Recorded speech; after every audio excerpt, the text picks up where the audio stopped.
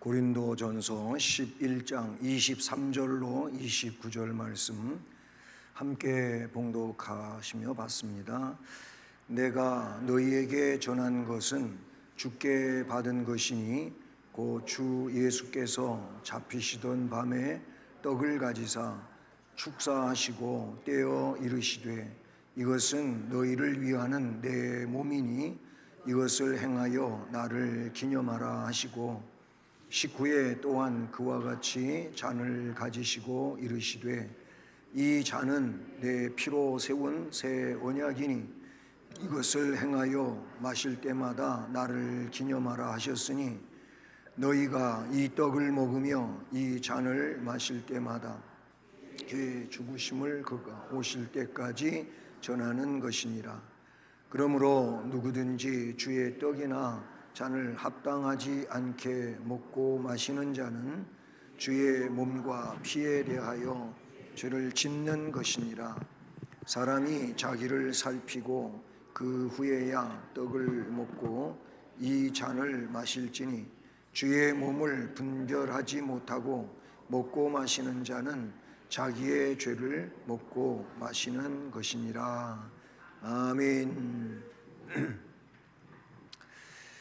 네, 오늘은 34강 91문에서 93문 세 개의 문항이 됩니다. 여기에는 성례에 대한 말씀이 나옵니다. 성례. 교회의 성례는 두 가지가 있다고 이미 앞에서 서론적으로 우리가 배웠었죠. 그 성례는 무엇이지요? 세례가 있고 성찬이 있다. 이게 교회의 성례, 두 가지의 성례라는 겁니다. 오늘 91문은 그러면 성례가 어떻게 효력이 되어 구원을 얻게 하는 방도가 되는가? 이미 앞에서 우리가 공부할 때 뭘 공부했습니까? 은혜의 방편 세 가지를 이미 전제했었지요.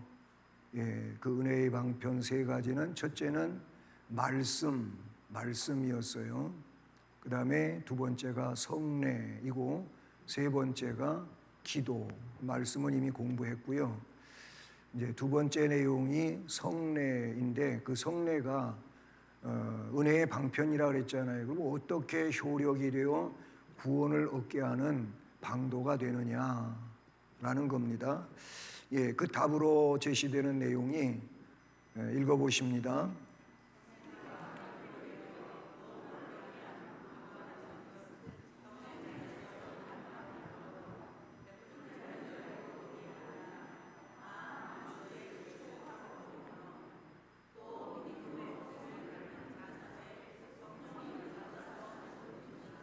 네. 자, 여기에는 이제 그 뒷받침되는 성경들이 이외에도 많이 있지만 이런 내용들이 그 내용을 뒷받침하고 있는 근거가 되는 말씀들이라고 볼 수 있어요. 다시 그 내용을 이렇게 다시 좀 분류를 해보면 우리가 성례를 통해서 구원을 얻게 하는데 효력이 될 수 있는 것은 물질의 덕이 아니다. 구원이라고 하는 것을 생각해 보시면 돼요. 구원을 우리가 돈 가지고 받는 게 아니에요. 헌금을 많이 하면 구원을 받고 헌금을 못하면 구원을 못 받는 이런 게 아니란 말이에요. 그 다음에 노력을 많이 하면 구원을 받고 노력을 안 하면 구원을 못 받고 이것도 아니라는 말이에요. 그런 면에서 생각을 해보시면 돼요. 물질의 덕이 아니다. 또 베푸는 자의 덕도 아니다. 무슨 얘기냐면 제가 이제 성찬식을 한다. 또 세례를 한다. 그러면 세례를 주는 목사 때문에 되는 거가 아니란 말이에요. 구원의 방편이 그게 아니라는 거예요. 물론 목사를 통해서 세례를 주게 하고 성찬식을 집례하게 하지만 그 목사가 구원을 이 성례를 가지고 효력 있게 하는 게 아니다 그 말이에요. 또 그리스도의 축복으로만 되는 거예요. 이거는 뭐예요? 구원에 있어서 예수님의 그 핏공로는 절대적인 겁니다. 예수님은 유일한 중보자이십니다. 예수님 말고 중보자는 있을 수가 없어요. 중세에 로만 가톨릭에서는 중보자가 많이 등장을 해요. 즉 사도들도 중보자라고 생각해서 성 베드로요, 성 요한이요 이렇게 불러요. 또 심지어는 성모 마리아요 이렇게 나와요. 그들이 하나님 앞에 가는데 중보가 될 수가 없어요. 오직 하나님께로 나아가는 데 있어서 유일무이한 예수밖에 없습니다. 그래서 그 세례도 그렇고 성찬식도 그렇고 뭐예요? 예수님이 하라고 하신 거예요. 왜냐하면 그 자체가 누구냐면 예수 자기 자신이거든요. 그래서 그 예수로 말미암아 세례로서 구원의 인침이 되는 것이고 성찬으로서 바로 예수님과 연합하는 것이지 그 무엇도 거기에는 이유가 될 수 없다. 그리고 그리스도의 축복으로 된다. 여기 고린도전서 6장 10절과 11절 말씀을 보면 이런 말씀이 나와요. 도적이나 탐욕을 부리는 자나 술 취하는 자나 모욕하는 자나 속여 빼앗는 자들은 하나님의 나라를 유업으로 받지 못하리라. 너희 중에 이와 같은 자들이 있더니 주 예수 그리스도의 이름과 우리 하나님의 성령 안에서 씻음과 거룩함과 의롭다 하심을 받았느니라. 이런저런 죄된 모습을 가지고 있었지만은 그런 것들이 주 예수 그리스도의 이름으로 또는 네 번째 나오는 성령 받는 자 속에 성령의 역사로 효력이 된다 그 말이에요. 그래서 고린도전서 6장 10절 11절에도 보면은 그리스도의 이름뿐만 아니고 우리 하나님의 성령 안에서 씻음과 거룩함과 의롭다 하심을 받았느니라. 따라서 합니다. 구원은 오직 예수, 오직 예수님이에요. 그래서 네 번째도 받는 자 속에서 성령의 역사로 된다. 베드로전서 3장 21절 물은 예수 그리스도께서 부활하심으로 말미암아 이제 너희를 구원하는 표니 곧 세례라. 이는 육체의 더러운 것을 제하여 버림이 아니요 하나님을 향한 선한 양심의 간군이라. 이렇게 말씀하고 있는 걸 봐요. 이게 91문의 내용이고요. 92문은 그러면 성례가 뭐냐? 성례가 뭐냐? 성례는 이런 겁니다. 읽어보십니다.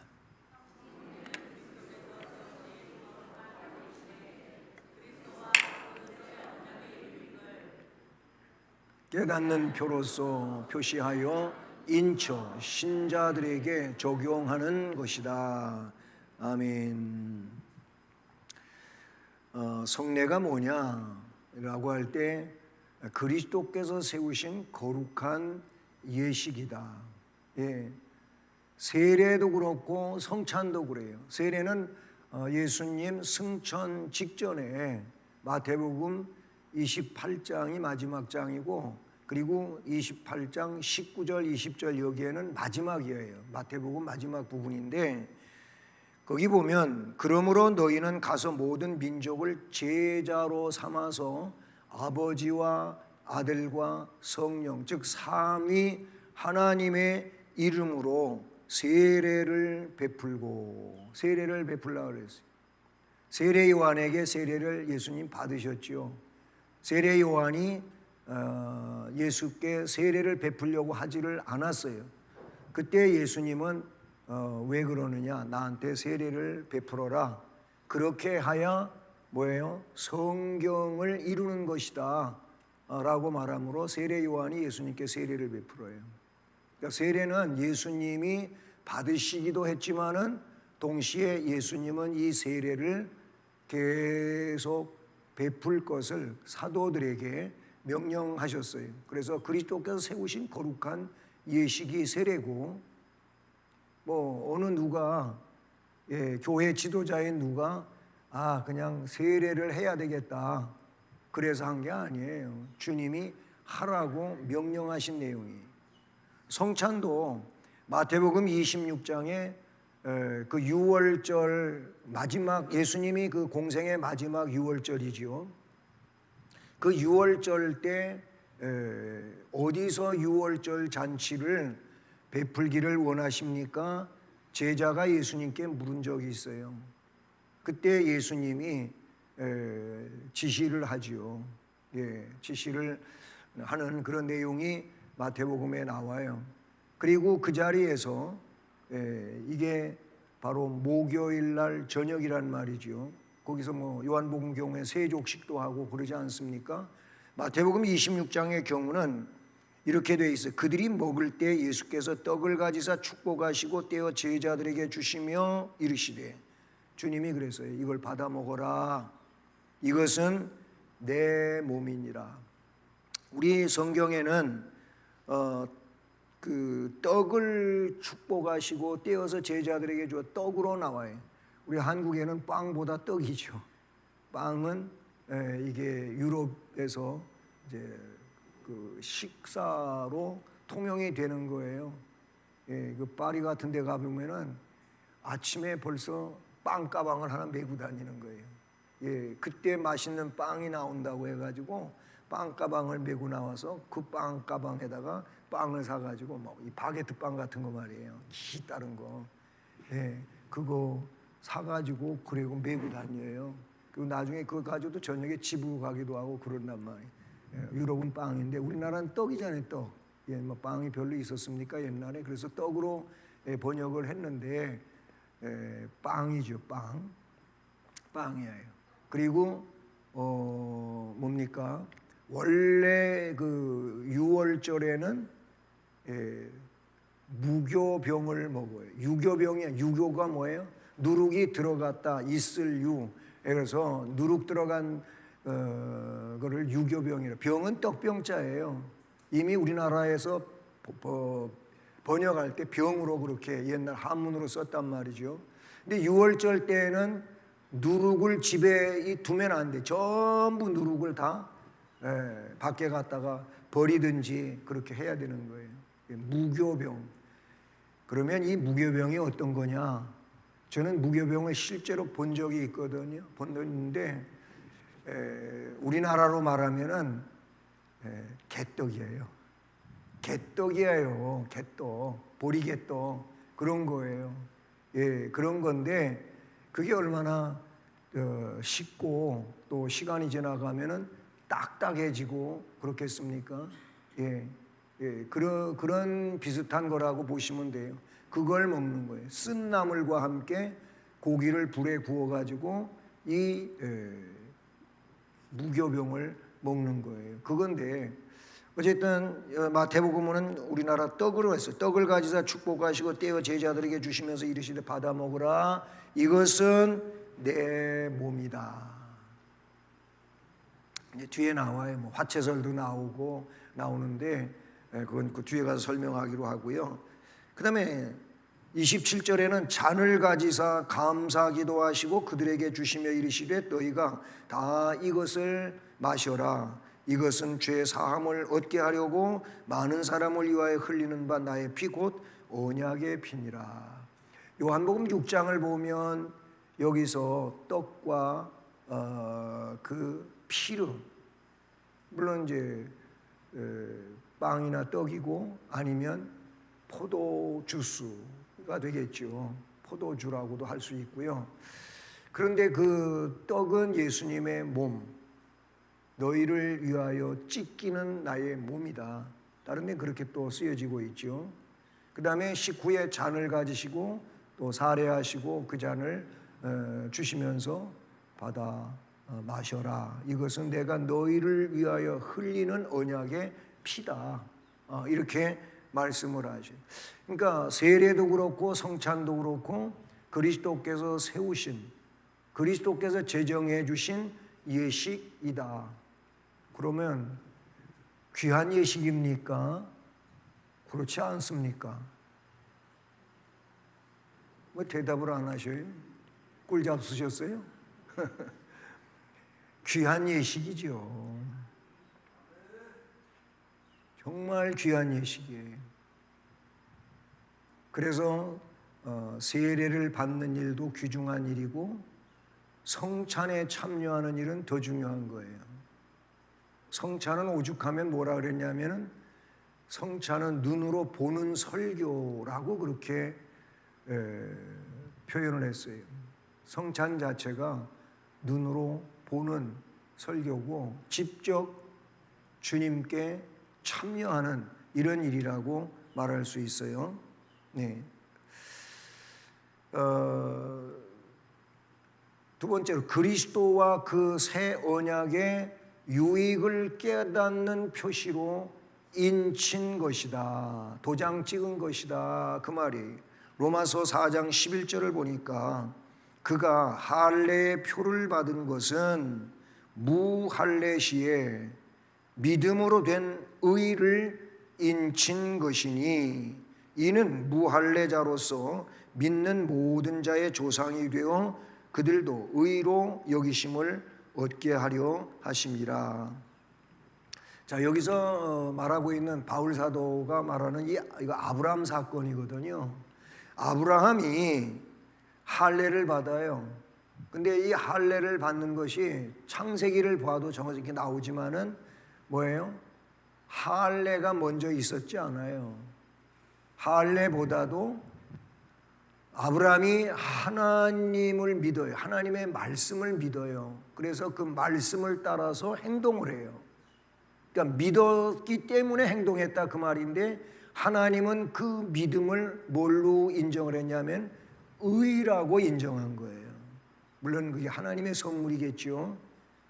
그리고 나서 그 의인 됐어요. 하나님의 말씀을 믿고 하나님을 믿음으로 의인이 됐는데 의인 되온 것을 할례라고 하는 것으로 표시를 했다 그 말이에요. 그러니까 할례 때문에 의인이 된 게 아니에요. 이미 의인이 된 것을 이제 외적으로 표시를 해야 되는데 그 표시가 뭐냐? 할례다 그 말이에요. 그래서 세례를 줄 때에도 그냥 세례를 주지를 않아요. 그의 고백을 들어보는 거예요. 예수님을 구세주로 믿습니까? 정말 예수님이 당신을 위하여 피 흘리셨다고 믿습니까? 이런 걸 물어본단 말이에요. 그리고 죽을 때까지 예수님만 그리스도로 믿겠습니까? 물어본단 말이에요. 그러면 그렇게 하겠다고 그가 고백을 하니까 그거에 근거해서 이 사람은 세례로 인치는 거예요. 그렇게 고백할 수 있는 게 뭐예요? 이 사람 안에 주님이 임하셨다고 그렇게 인정을 하는 내용이 된다. 물론 목회자가 인정하는 그 인정이 하나님의 인정 같은 인정은 아니겠지만 그렇잖아요. 하나님이 그를 고백할 수 있게 해주셨으므로 그가 고백했다고 그거에 근거해서 세례를 베푼다. 그 말이란 말이죠. 자, 이게 92문의 내용이고요. 그다음에 93문. 그러면 신약의 성례가 뭐냐라는 거예요. 신약의 성례. 구약의 성례도 있어요. 뒤에 또 나와요. 신약의 성례가 뭐냐? 신약의 성례는 세례와 성찬이다. 세례와 성찬이라고 봐요. 마태복음 여기 그 세례를 보면 마태복음 28장 19, 20절 앞에 이미 나왔던 내용이잖아요. 너희는 가서 모든 민족을 제자로 삼아서 아버지와 아들과 성령의 이름으로 세례를 베풀고 내가 너에게 분부한 모든 것을 가르쳐 지키게 하라. 볼지어다 내가 세상 끝날까지 너희와 항상 함께 있으리라 하시니라. 이게 세례의 명령이 담겨져 있는 본문이에요. 예. 그다음에 성찬. 아까는 마태복음 26장을 제시했는데 마가복음 14장 25절을 보면 따라서 하십니다. 진실로 너희에게 이르노니 내가 포도나무에서 난 것을 하나님 나라에서 새 것으로 마시는 날까지 다시 마시지 아니하리라. 아멘. 이 예수님이 말씀하신 내용인데 이게 성찬과 관계해서 주님이 말씀하신 내용이라는 사실이죠. 자, 그래서 그러면 성례의 의미가 뭐냐라는 거예요. 성례 의미를 우리가 알아두는 것이 좋지 않겠어요? 첫째, 성례는 그리스도께서 그의 교회 안에 제정하신 거룩한 의식이다. 예. 성례가 그런 거예요. 세례와 성찬이 그렇다 그 말인 겁니다. 성례에는 두 가지 예전이 있다. 하나는 세례, 베프티즘. 또 다른 하나는 성찬이다. 성찬이라는 말이에요. 이 두 가지가 교회 성례 예전이라고 우리는 조직신학에서도 배우고 이렇게 소요리문답에서도 알고 예배 모금에도 나오고 있는 내용들이다 그런 얘기예요. 세례는 예수님 자신이 받으셨어요. 마태복음 3장 16절을 보면 알 수가 있어요. 모든 족속에 또한 주라고 명령하셨다. 마태복음 28장에 나타내 주신 말씀인 것이죠. 또 성찬, 이제 세례 얘기였는데 성찬은 예수님께서 행하신 최후의 만찬이 그 기원이 돼요. 예? 마태복음 26장 이미 앞에서 보았던 내용이죠. 6월절 만찬 석상에서 예수님이 그때 성찬식을 제정해서 언제까지 하라면 내가 올 때까지 이거를 기념해라. 그렇게 말씀해 주시는 내용이 나와요. 그의 죽으심을 기념하는 은혜의 전당이 성례, 세례와 성찬이다. 고린도전서 11장 25절에 식후에 또한 그와 같이 잔을 가지시고 이르시되 이 잔은 내 피로 세운 새 언약이니 이것을 행하여 마실 때마다 나를 기념하라. 이렇게 말씀하셨어요. 성례는 성별하여 헌납한다는 그런 뜻을 가지고 있어요. 그러므로 성례에 참여하는 자는 읽어보세요.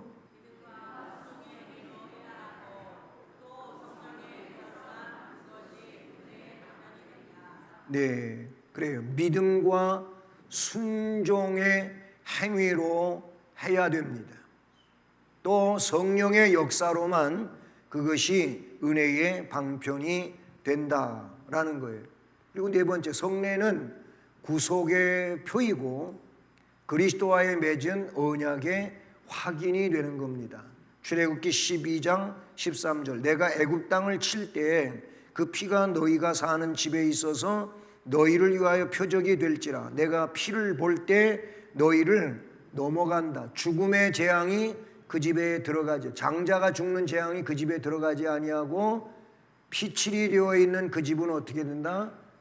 넘어간다. 피하여 간다. 그런 의미예요. 예. 그리스도와 맺은 언약의 확인이다. 고린도전서 10장 16절에 우리가 축복하는 바 축복의 잔은 그리스도의 피에 참여함이 아니며 우리가 떼는 떡은 그리스도의 몸에 참여함이 아니냐. 좀 부정문으로 썼지만은 그런 거다. 예. 그 피에 참여하는 것이고 동시에 그의 찢기신 몸에 참여하는 거다. 이런 말이에요. 긍정으로 보면 갈라디아서 3장 27절도 따라서 합니다. 누구든지 그리스도와 합하기 위하여 세례를 받은 자는 그리스도로 옷 입었느니라. 나는 예수님이 구세주인 걸 믿습니다. 예수님 내 죄 때문에 십자가에 못 박혀 돌아가셨습니다. 그래서 나는 죄 씻음을 받은 자입니다. 이렇게 말하는 자들에게 뭐예요? 그리스도가 입혀지는 거예요. 그리스도로 그가 완전히 커버되어진다 그 말이에요. 그래서 하나님 앞에 의인으로 나가는 거예요. 그리스도의 의를 가졌으므로 의인으로 나가는 거예요. 내가 노력해가지고 착해져서 의인이 돼가지고 나간 게 아니에요. 그러니까 보혈의 공로 때문에 하나님 은혜의 보좌 앞에 담대히 나아갈 수 있다. 예, 있다. 눈 좀 떠요. 예, 그래요. 참 피곤하시지요? 예, 그래요. 피곤하시지만 그래도 영이 살아야 우리가 더 능력으로 하나님 앞에 감사하며 갈 수가 있습니다. 예. 그 다음에 성례는 그가 성도임을 증명하고 확증하는 표가 되기도 해요. 세례를 받는 일, 성찬에 참여하는 일, 이것 때문에 그가 성도임을 증명하게 되는 것이고 확증하는 표가 되기도 한다라는 거예요. 출애굽기 12장 48절에 보니까 너희와 함께 거류하는 타국인이 여호와의 유월절을 지키고자 하거든 그 모든 남자는 할례를 받은 후에야 가까이 하여 지킬지니 곧 그는 본토인과 같이 될 것이나 할례 받지 못한 자는 먹지 못할 것이니라. 그 유월절 구약의 예법에 보게 되면은 히브리인이 아니에요.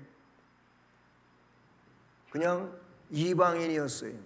그런데 그 히브리인 속에 들어오게 되었어요. 그 점을 이야기하고 있는데 그런 사람들이 광야 생활 가운데에도 있었단 말이에요. 있었어요. 그런 타국인이 여호와의 유월절을 지키고자 한다면 그 모든 남자는 할례를 받아야 된다. 그럼 할례만 단순히 받는 이걸 말하는 게 아니고 이미 그의 안에 누가 있냐면은 하나님의 율법이 있는 거예요. 계명이 있는 거예요. 그래서 할례를 행하고 그러하여 유월절 만찬에 참여시킬 수가 있다 그 말이에요. 만약에 그런 할례를 행하지 아니했다면은 본토인과 같이 될 수가 없다. 할례 받지 못한 자는 유월절 양식을 먹을 수가 없다 라는 거예요. 히브리서 3장 10절도요. 그러므로 내가 이 세대에게 노하여 이르기를 그들이 항상 마음이 미혹되어 내 길을 알지 못하는도다 그랬어요. 여러분 우리의 마음이 사탄의 미혹을 받아서 그렇게 돼서 결국 진리를 따라가지 아니한다면 의식에는 동참했는지 모르지만 그러나 이미 그의 중심은 떨어져 나간 거예요. 그렇게 말씀하고 있는 내용이라고 보시면 되는 것이죠. 성례의 의미는 그런 것들이고요. 그러면 성례의 효력이 뭐냐 이거예요. 성례는 뭐라고요? 네, 이거 잘 이해를 하셔야 돼요. 이게 은혜의 방편이라 그랬어요. 이미 앞에서 우리가 공부하고 지나간 거예요. 성례를 행하면 구원받은 거다. 성례에 동참했으니 구원받은 거다. 그건 아니다 그 말이에요. 이 말은 이렇게도 좀 이해를 시킬 수 있을 것 같아요. 세례 받은 사람은 모두 구원받는다? 아니에요. 그보다 중요한 게 뭐라고요? 어떻게 해서 세례를 받는다고요? 예수님을 구세주로 믿으니까 세례를 받는 거예요. 그러면 그 고백이 진실한 고백일 수도 있고 그렇지 못한 고백일 수도 있어요. 여기에 문제가 있다 그 말이에요. 목회자가 세례를 주기는 주는데 세례를 받겠다고 하는 그가 이걸 믿습니까? 이 진리를 이해하십니까? 했는데 그렇다고 했는데 그게 진실한 마음의 고백이 아닐 수도 있다 그 말이에요. 그러니까 세례를 받으면 무조건 다 구원받는다가 아니고 예수를 믿는 자는 구원받는다 그 말이에요. 그러니까 성례는 은혜의 방편이 되는 것이지 구원의 표적이 된다는 그 말은 아니다 그 말이에요. 로마서 2장 28절 29절 말씀을 보면 무릇 표면적 유대인이 유대인이 아니고 표면적 육신의 할례가 아니니라 오직 이면적 유대인이 유대인이며 할례는 그 마음에 할지니 영에 있고 율법 조문에 있지 아니한 것이라. 그 칭찬이 사람에게서가 아니고 다만 하나님에게서니라. 뭐에 내면적으로 그렇게 주님이 그곳에 임하시고 그가 영접해요 함께하고 이것이 중요한 거지. 그냥 표면적으로다가 뭐 세례를 받았다, 옛날로 말하면 할례를 받았다, 그래서 다 됐다? 아니다 그 말인 거예요. 예? 뭐 이런 그 신학교 다닐 때 이런 얘기하다가 교수님이 그런 얘기를 해요. 목사는 가운을 입는다. 가운을 입었으니 목사다. 맞아요, 틀려요, 이걸 얘기를 해요. 앞에 말 맞죠? 목사는 가운을 입어요.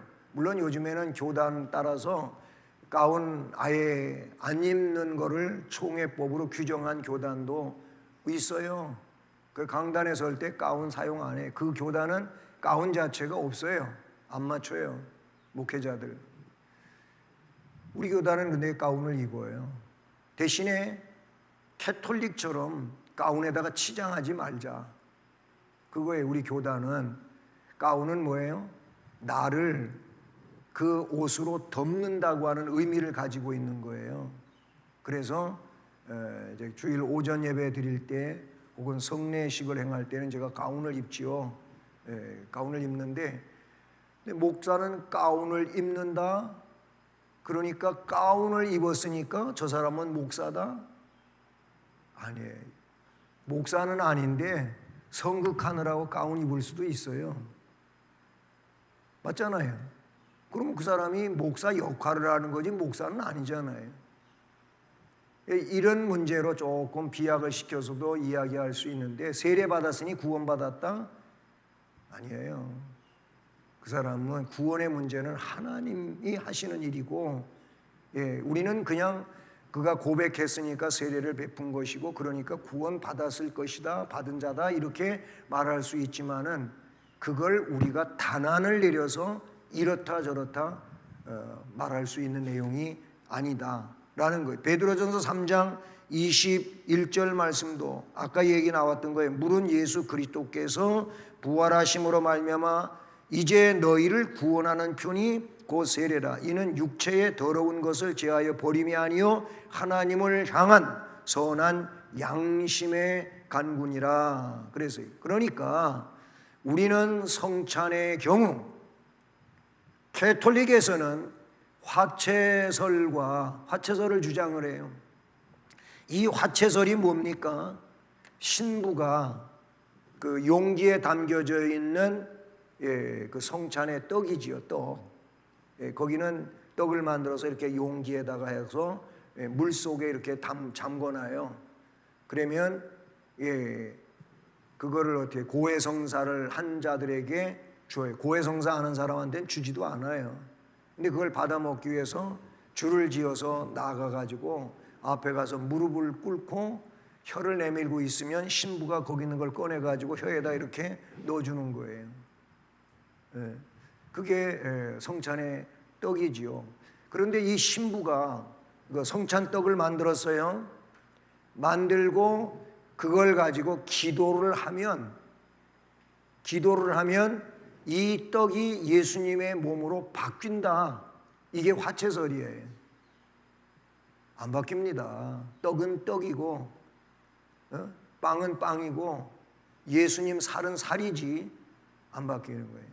근데 화채설은 그렇게. 그래서 이 중세에 참 그 큰일이 벌어졌어요.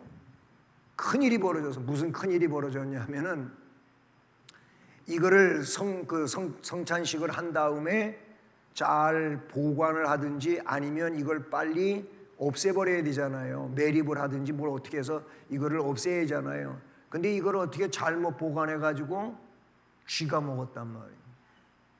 이게 실제 교회사에 나오는 얘기예요. 쥐가 먹었다. 그러면 예수님의 그 거룩한 몸을 쥐가 먹었으니 이게 될 일이냐 이거예요. 해프닝이죠. 기도를 신부가 기도를 하고 누가 기도를 한다고 해서 이 빵이나 떡이 예수님의 살로 바뀌는 건 절대 아니다 그런 얘기. 루터파는 공제설을 주장을 해요. 예, 공제설은 주님이 거기에 임하셨다고 하는 그런 의미라고도 보시면 돼요. 그런데 우리는 이 프로테스탄트들은 기념설을 주장합니다. 기념하는 거. 예수님이 내가 올 때까지 이것을 기념하라. 이 예식을 행하면서 기념하라 라고 이야기하기 때문에 기념설로 믿는다라는 거예요.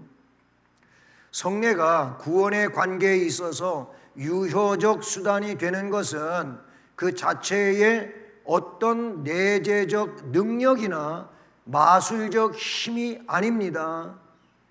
그건 뭐냐? 빨간 글씨에 읽어보세요.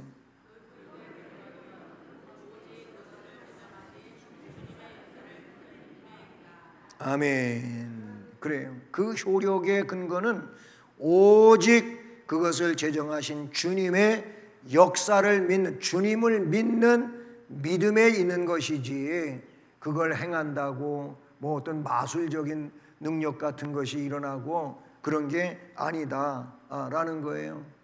어떻게 물이 죄를 씻을 수 있고 떡과 잔이 속죄의 힘이 될 수가 있는가? 없다 이거 말이에요. 없다 그 말이에요. 그거를 이용을 해서 그걸 이용해서 예수님을 뭐 하는 거예요? 상징하는 뿐이지. 그게 예수님을 상징하는 어떤 상징물로서 쓰여지는 것이지 그게 예수님 자신이냐? 그건 아니라 그 말이에요. 뭐 지금은 예배당에다가 저렇게 십자가를 걸어놔도 되고 그렇지 않아도 되고 그래. 여기 꼭 십자가가 있어야 되는 건 아닙니다. 예, 그건 아니에요. 예, 그런데 한때는 이 프로테스탄트에서는 십자가를 떼버린 적이 있어요. 왜 그러냐면 교인들이 아직 미성숙해가지고 십자가를 마치 우상시하는 거예요. 저걸 우상시한다 그 말이에요. 우리는 십자가가 중요한 건 맞는데 뭐예요? 예수님이 중요한 거예요. 예수님이 그 십자가에 못 박혀서 돌아가셨기 때문에 저 십자가는 예수님을 상징하는 거지 저게 십자가가 예수님은 아니란 말이에요. 근데 저 십자가가 있어야 된다고 하고 십자가 밑에서 기도해야 기도가 응답이 된다고 하고 십자가가 없으면 교회가 아니라고 하고 이러는데 그거는 신학적으로 잘못 이해하고 있는 거예요. 잘못 이해하고 있는 거란 말이에요. 그래서 중세에 한때는 십자가가 예수님은 없고 저 십자가가 결국 예수님이 돼가지고 우상시 된 적이 있다. 그래서 십자가를 걸어놓으면은 이게 우상이 되는 거구나. 그래서 뗀 적이 있었다 그 말이에요. 바울은 주 예수 그리스도의 이름과 우리 하나님 성령 안에서 씻음과 거룩함과 의롭다 하심을 얻었느니라 라고 고린도전서 6장 11절에서 말씀하고 있어요. 그러면 신약의 성례 요리문답에 신약의 성례는 세례와 성찬이라고 이미 93문에서 우리가 봤잖아요. 물론 구약의 성례도 둘이에요. 신약의 성례도 세례와 성찬이 있는가 하면 구약의 성례도 둘이 있는데 그게 뭐라고요? 할례와 유월절이라 그 말이에요. 할례는 세례에 해당하고 유월절은 성찬에 해당한다 그 말이에요. 그래서 유월절 만찬 속에서 예수님이 그 유월절 무교병을 가지고 그리고 거기에서 음료를 가지고 유월절 성찬을 제정하셨다 그 말이에요. 그러니까 구약으로 보면 할례와 유월절인데 신약으로 보면 세례와 성찬이다. 예수님이 분명히 그렇게 연계시켜 주셨음을 우리는 성경에서 볼 수가 있다라는 겁니다. 그것은 양태에 있어서는 차이가 있어요. 그러나 은혜 계약의 증표 혹은 인표라는 점에서는 본질적으로 동일합니다. 옛 언약의 표는 할례와 유월절이고 새 언약의 표는 세례와 성찬일 뿐이다. 이렇게 달라지게 된 겁니다. 구약의 성례는 모두 피로써 인쳐지게 되지요. 그러나 신약의 성례는 사실은 피가 없어요. 무슨 얘기냐면 구약에는 제사를 드려야 돼요. 매 자기 그 죄 문제에 대한 제사를 드리고 제사를 드린 그 피를 가지고 제단 뿔에 바르고 여기저기 뿌리고 피를 가지고 심지어는 저 지성소에 들어가기도 하고 이렇게 한단 말이에요. 이 구약의 성례는 모두 피가 있어요. 그런데 신약의 성례에는 피가 없어요. 대신에 뭐가 있냐? 예수 피를 상징하는 기념하는 것이 있다 그 말이에요. 지금 제사 드려가지고 양 잡아야 되고 소 잡아야 되고 그거 아니잖아요. 그래서 피가 없다 그 말이에요. 그러나 이미 완결된 피가 있는데 예수 피가 흘려졌다 그 말이에요. 이해되십니까? 그리스도께서 십자가에서 완전히 희생의 제물이 되셨기에 그 이상 유혈이 필요하지 않기 때문인 것이다. 우리는 예수 피로 2000년 전 훨씬 넘는 그때 십자가에서 피 흘리신 예수 피로 우리의 구원을 의롭게 만들어 가는 거예요. 자, 그래서 성찬에 관한 여러 가지 설에 대해서 오늘 공부한 것만도 뭐라고요? 화채설이 있고 공적 임재설이 있고 그 다음에 우리가 믿는 기념설이 있단 말이에요. 이런 것들이 있는데 이런 걸 한번 좀 여러분이 생각해 보시는 것도 좋고요. 구약과 신약의 성례를 좀 비교 연구해 보는 그것도 중요합니다. 왜 그러냐면 조금 전에 설명했지만 구약은 내가 보는 눈앞에서 짐승이 내 대신 죽어야 돼요. 근데 우리는 이미 예수님이 내 대신 돌아가셨다고 하는 것, 피 흘리셨다고 하는 것, 이런 데 대해서 좀 더 비교 연구하는 일이 좀 있으면 좋겠다 하는 겁니다. 기도하시겠습니다. 은혜로우신 하나님 아버지 감사를 드립니다. 오늘도 이와 같이 소이름문답 성례에 관하여 공부할 수 있게 해주시고 또 세례와 성찬이 얼마나 귀중한 것인가를 깨달으며 앞으로 세례와 성찬에 관하여 더 은혜 받는 이런 심령들로 믿음 안에서 능력 있게 살아갈 수 있도록 도와주시옵소서.